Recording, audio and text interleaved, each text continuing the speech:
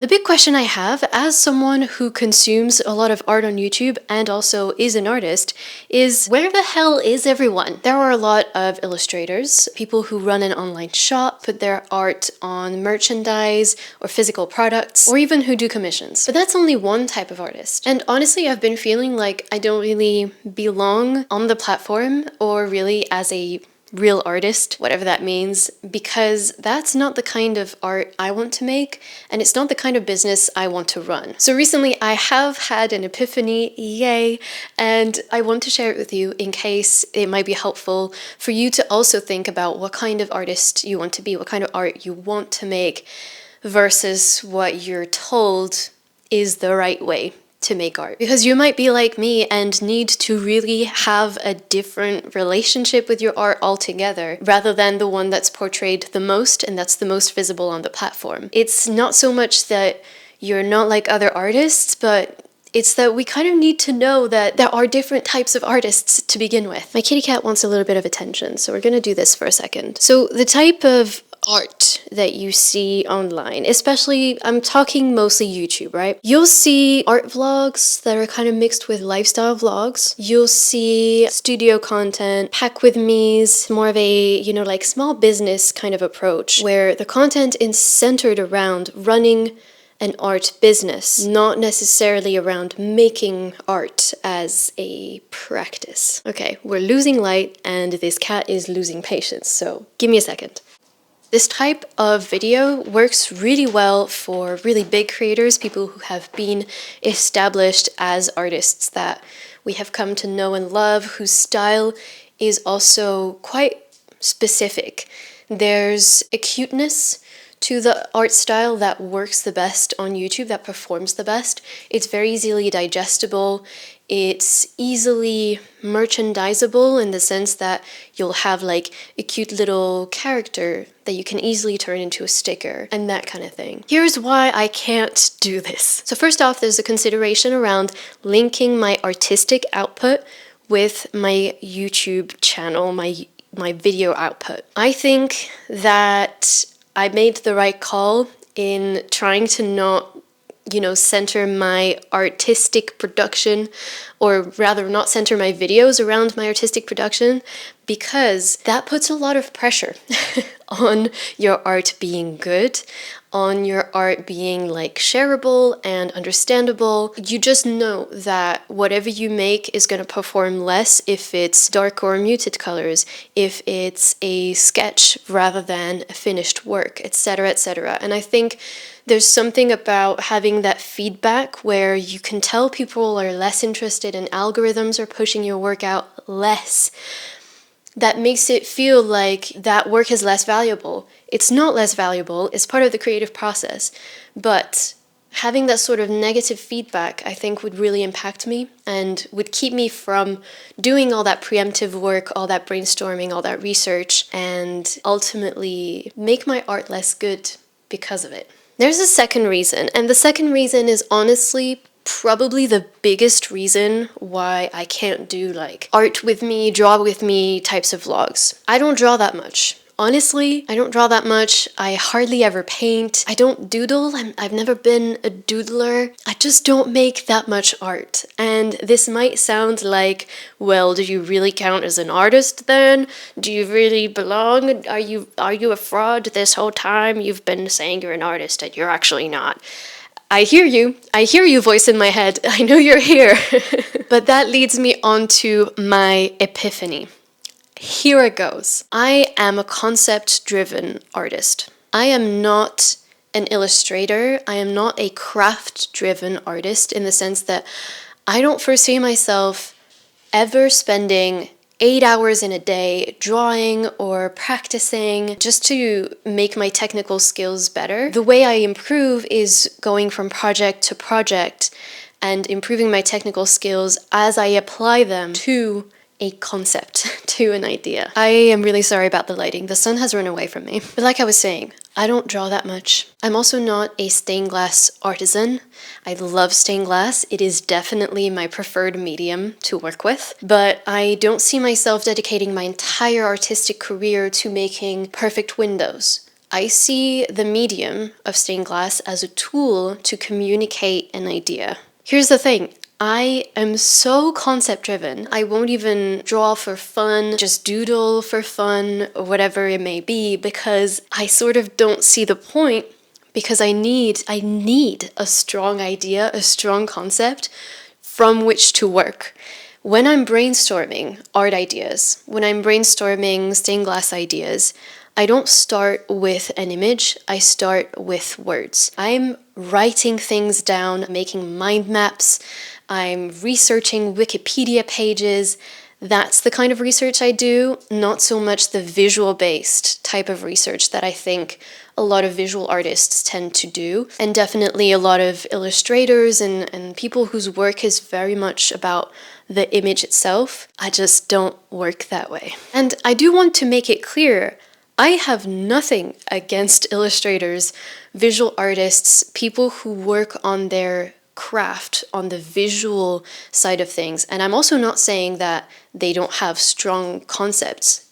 Absolutely they do.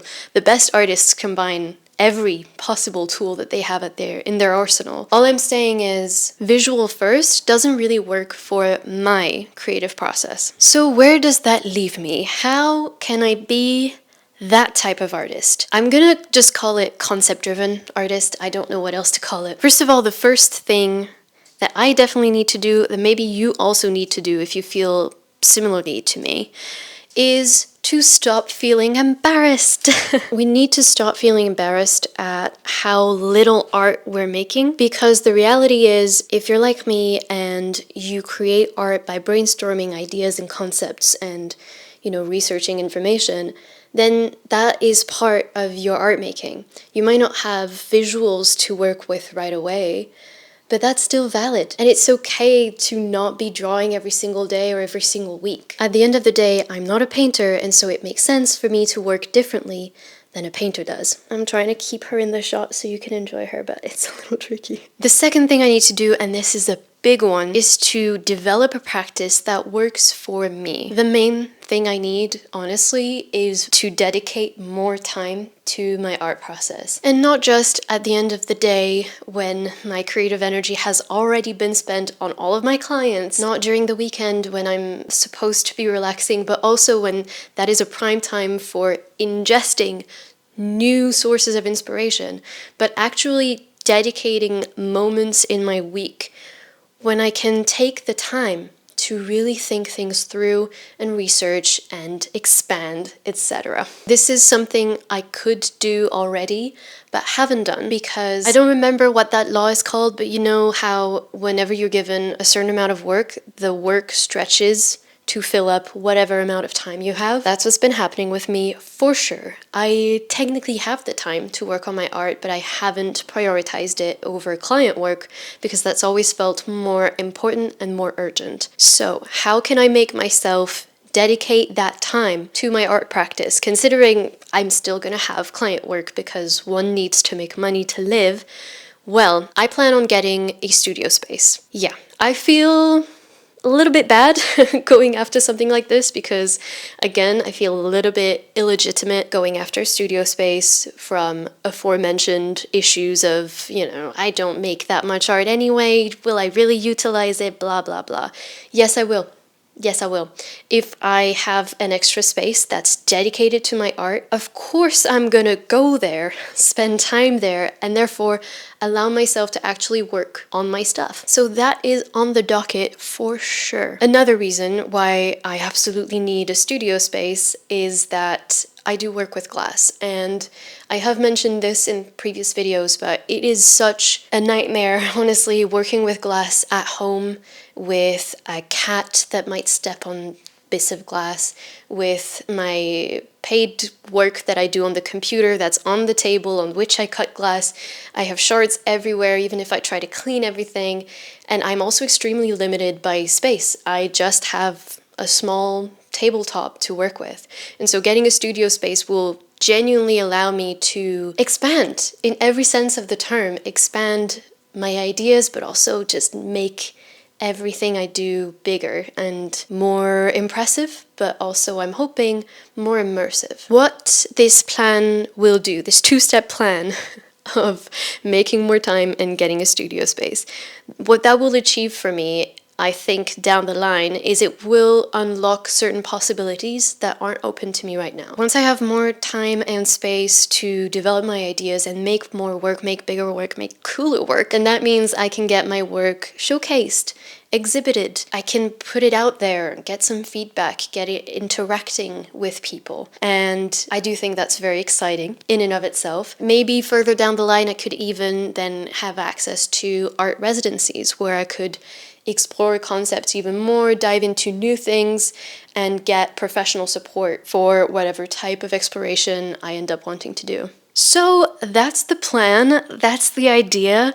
I do think this is a really important conversation to have with yourself, not just with me on this video. Like, I think everyone needs to ask themselves, what kind of artist you want to be and why. I have managed to achieve a certain work style where my work is quite flexible, it pays well, I have some financial stability, and so because I have set all that up, I'm now able to dedicate more time and space to my artistic endeavors. And that also means that I don't have to make money from this right away. It would be great if I could make money from it tomorrow. I'm not gonna turn it down, but I'm just saying the fact that I'm not putting financial pressures or really financial investments into my artistic career, I think leaves a lot of breathing room for me to make whatever kind of evolution I need to make. I'm not trying to develop a product.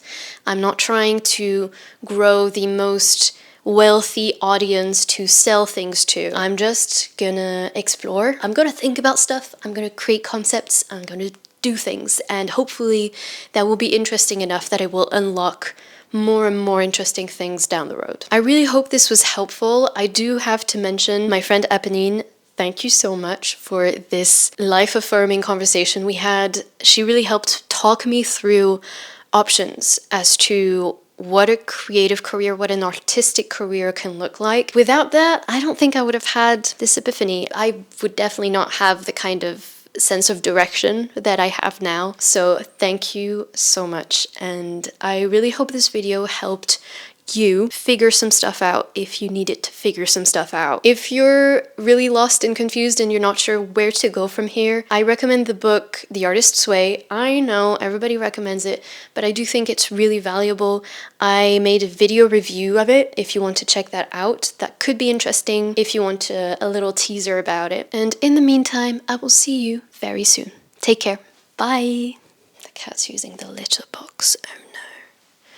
Oh no, ASMR. Litter box ASMR. How is this going?